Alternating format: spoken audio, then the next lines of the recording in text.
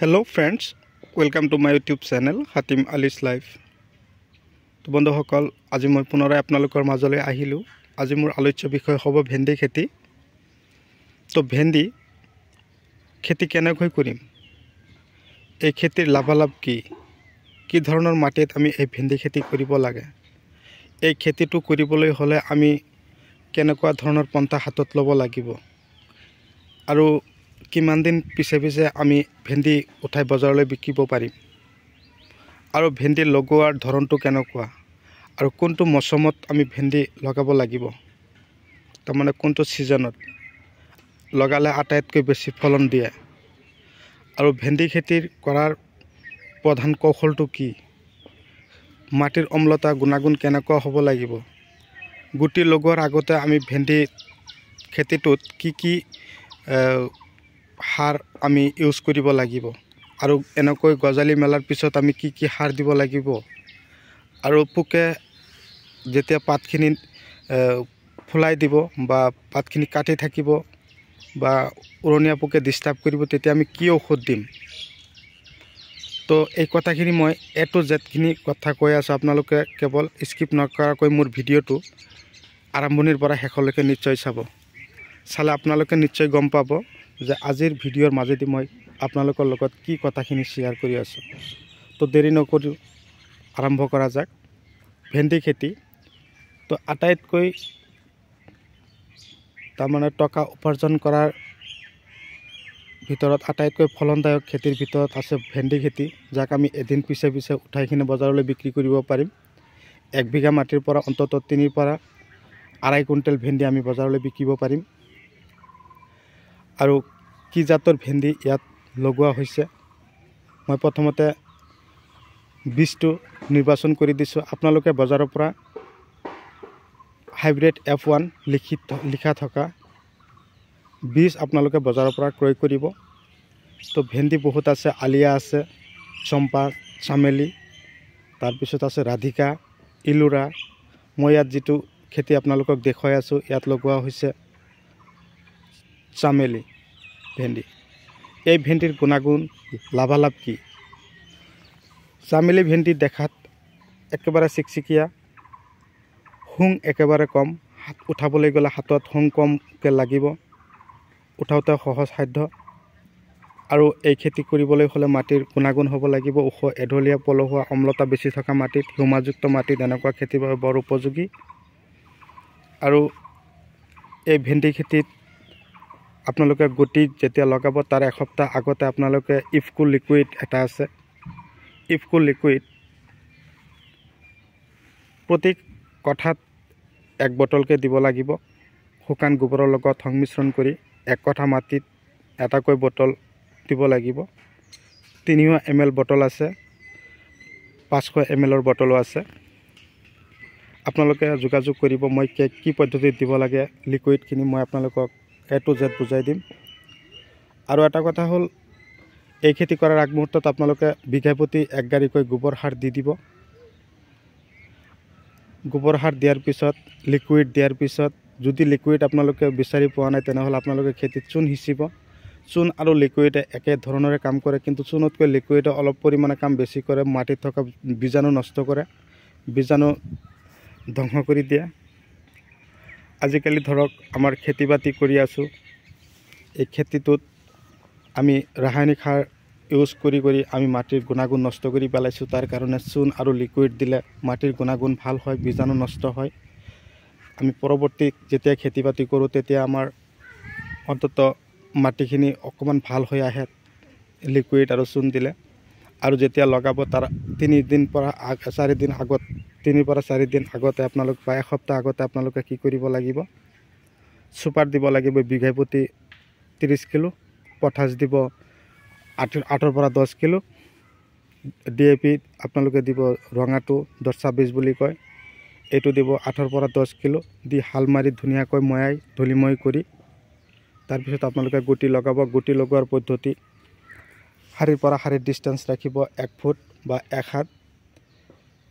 এইটো খেতি যে মই দেখুৱাই আছোঁ এইটো লগোৱা হৈছিল ঠাণ্ডাৰ সময়ত, আৰু যদি আপোনালোকে বৰ্ষা কালত লগায় তেনেহ'লে গুটিৰ পৰা গুটিৰ দূৰত্ব ৰাখিব আপোনালোকে 8 ইঞ্চি আৰু শাৰীৰ পৰা শাৰীৰ দূৰত্ব ৰাখিব 1.5 হাত এনেকৈ ৰাখি লগাব পাৰিব।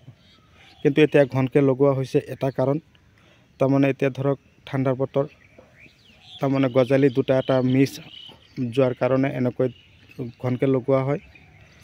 এই চামেলি ভেন্দিৰ প্ৰডাকশ্যন ভাল আছে, সিমান বেয়াও নহয়। যদি কৰিম বুলি ভাবিছে আপোনালোকে খৰধৰ কৰক। আৰু যদি আপোনালোকৰ ফালে বৰষুণ দিয়া আছে তো ধন্যবাদ। আৰু মোৰ ভিডিঅ' আপোনালোকে কোন ঠাইৰ পৰা চাই আছে আপোনালোকক অশেষ ধন্যবাদ জনাইছোঁ। কমেণ্ট কৰিব আৰু ডিছক্ৰিপশ্যনত নাম্বাৰ দিয়া আছে, আপোনালোকে যোগাযোগ কৰিব যদি ভেন্দি বীজ লাগে আপোনালোকৰ। তো ইফালে বৰ্ষাকালৰ খেতিৰ ভিতৰত আছে পটলৰ খেতি, আপোনালোকে দেখিব পাৰিছে परवल के खेती। तो बारिश मौसम का खेती है। तो इफाले चाওক भेंदी जस्ट 2 पात হৈছে, কিছুমানৰ 3 পাতকৈ আহিছে মাত্ৰ। তো এটো খেতি লগোৱা হৈছিল মোটামুটি জানুৱাৰী মাহৰ 16 তাৰিখত গুটি বজাৰৰ পৰা ক্ৰয় কৰা হৈছিল। লগোৱা হ'ল 20 তাৰিখ, জানুৱাৰী 20 তাৰিখত লগোৱা হৈছিল। এতিয়া গজালি মিলিছে। যোৱা ৰাতি বহুত বৰষুণ দিলে, শিলা বৃষ্টি হৈ গ'ল। তো বৰষুণ দিয়াৰ মাত্ৰে কি হয়, ভেন্দি খেতিত পানী জমা হৈ থাকিলেও কোনো প্ৰব্লেম নাই। 1 পৰা 2 দিন জমা হৈ থাকিলেও ভেন্দি গছবিলাক মৰি নাযায়। তো এই খেতিটোত যথেষ্ট লাভালাভ আছে। 1 বিঘা মাটিত আপোনালোকে যদি ভেন্দি খেতি কৰিম বুলি ভাবিছে, 1 বিঘা মাটিত মোটামুটি 10,000 12,000 টকা এটা খৰচ হ'ব। এনেকৈ 10ৰ পৰা ধৰক 15,000 টকা এটা খৰচ কৰিলে আপোনালোকে 1 বিঘা মাটিত ভেন্দি খেতি আপোনালোকে কৰিব পাৰিব। তো বন্ধুসকল, মোৰ ভিডিঅ' চাই কেনে পালে, যদি ভিডিঅ' চাই ভাল লাগিছে তেনেহ'লে আপোনালোকৰ মূল্যৱান আঙুলিৰ এটা লাইক দি দিব। আৰু যিমান পাৰে মোৰ ভিডিঅ'খিনি আপোনালোকৰ বন্ধু বান্ধৱীলৈ শ্বেয়াৰ কৰিব, যাতে কেৱল আপুনি নহয় আপোনাৰ লগতো আৰু যাতে আমাৰ অসমীয়া মানুহখিনিও খেতি বাতিৰ লগত জড়িত হয়, তাৰে কামনা কৰিলোঁ।